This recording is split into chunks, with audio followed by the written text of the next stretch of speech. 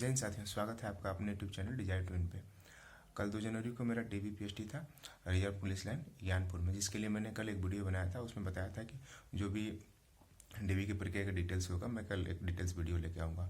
तो कल आते आते रात हो गया था मुझे, इस वजह से मैं कल वीडियो नहीं ले पाया था।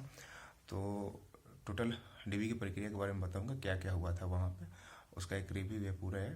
तो फाइनल जो रिजल्ट आया था उसके लिए मैंने शॉर्ट्स वीडियो डाला था कि कितने बच्चे एब्सेंट थे, कितने फेल थे और कितने फाइनल फिट हुए थे, किनको अलग से प्रोविजनली डेट दिया गया था, किनको अलग से डॉक्यूमेंट्स पेश करने के लिए अलग से डेट दिया गया था। उसका शॉर्ट्स मैंने बनाया, आप चाहें तो देख सकते हैं। तो बात करें प्रोसेस की, तो आपकी एंट्री हो जाएगी, सुबह 9 बजे से एंट्री हो जाएगी और आपको एक प्रॉपर वे में एक सीटिंग में बैठाया जाएगा, नंबर वाइज बैठाया जाएगा। तो जिसका नंबर जैसे जैसे पहले आएगा उस हिसाब से आपकी DV स्टार्ट होगी। गेट पे ही आपको आधार कार्ड और आपके एडमिट कार्ड से वेरीफाई करके ही अंदर एंट्री करने दिया जाएगा। तो ठंड काफ़ी है, इस वजह से एक निवेदन है आपसे कि ठंड के कपड़े पूरे पहन के जाएं। रिजर्व पुलिस लाइन ज़्यादातर शहर से बाहर होती हैं, तो खाने पीने का अपना इंतजाम लेके जाएं, क्योंकि मेरा जहाँ पे था वो सिटी से काफ़ी बाहर था और खाने पीने के लिए 1-2 बस ठेले वाली दुकानें थी, वहाँ पे प्रॉपर नहीं मिला था कुछ चीज़ें खाने के लिए।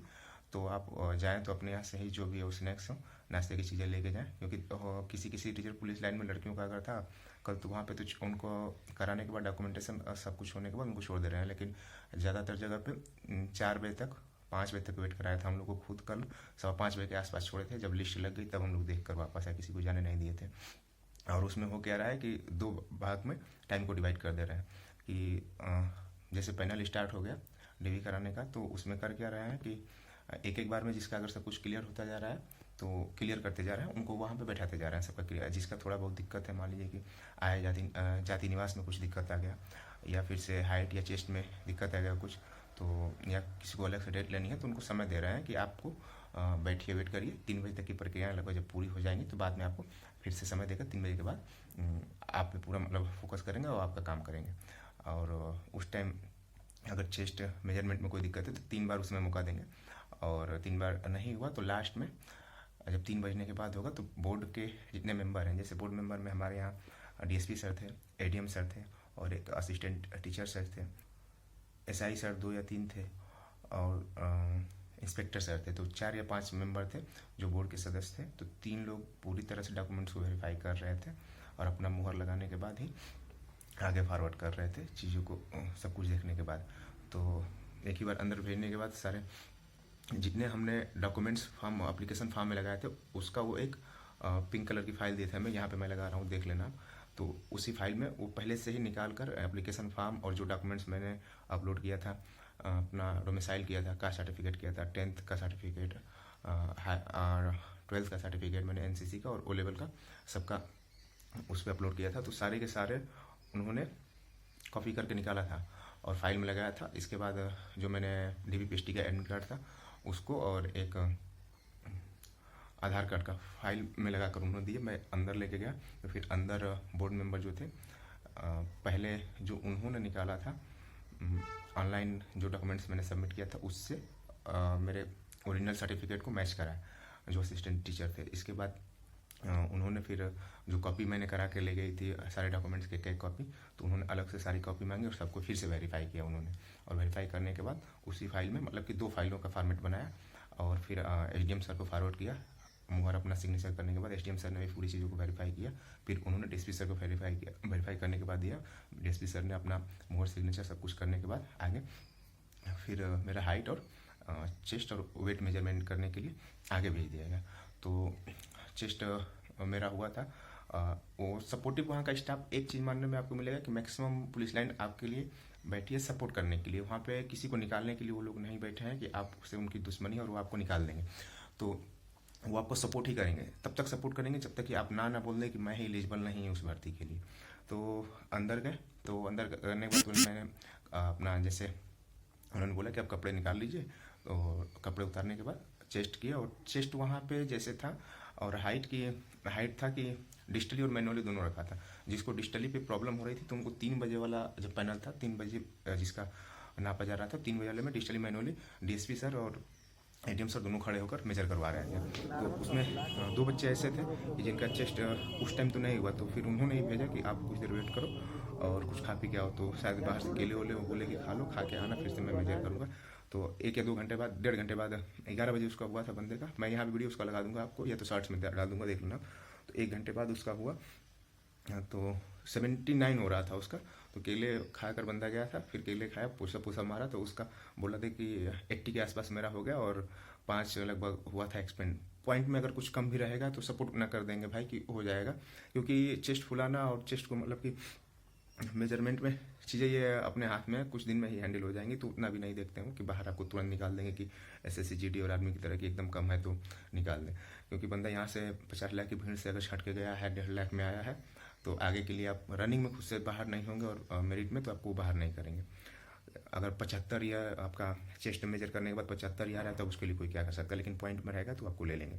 और हाइट के लिए था, तो मेरी हाइट जब मैंने पिछली बार एक बार का कराया हुआ है, APSI में मैंने कराया था, तो मैं फाइनल मेरिट से बाहर हुआ था। तो उसमें जो था मेरा मैनुअली उन्होंने किया था, तो 177 cm था, मतलब 177 सेमी था।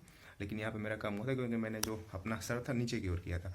और अगर आप जाएँ, अगर डिजिटल वाले पे अगर आप खड़े हो तो कोशिश करें कि सर ऊपर की ओर करें, क्योंकि लेज़र जो रेस निकलेगी यहाँ से सीधे निकलेगी, और वो अगर नीचे करेंगे तो पक्का है कुछ पॉइंट में कम बताएगी, अगर ऊपर करेंगे तो बढ़ा होगा दिखाएगी। मेरा उस समय 177, लेकिन जब यहाँ पे मैंने डिजिटली मेजर करवाया तो यहाँ पे मेरा 175.9 था, लगभग 1 सेमी का कम हुआ था। और वेट था, तो मैंने नीचे पैंट और मोबाइल और बेल्ट सब लगाया हुआ था, तो 1 kg वेट मेरा बढ़ा था, लगभग 80.4 था बता रहा था वहाँ पे। और चेस्ट मेरा था यहाँ पे, अपने यहाँ मैंने मेजर करवाया था लोकल मार्केट में, तो यहाँ पे मेरा चेस्ट 94 होता था, और एक्सपेंड करके लगभग 102 जाता था। लेकिन वहाँ पे उन्होंने फीते से मेजर कर रहे थे, तो बहुत तेज़ी से दबाया था अंदर, और इसके बाद एक्सपेंड करवाया तो 88 से मेरा चेस्ट जो था एक्सपेंड होकर 95 तक गया था।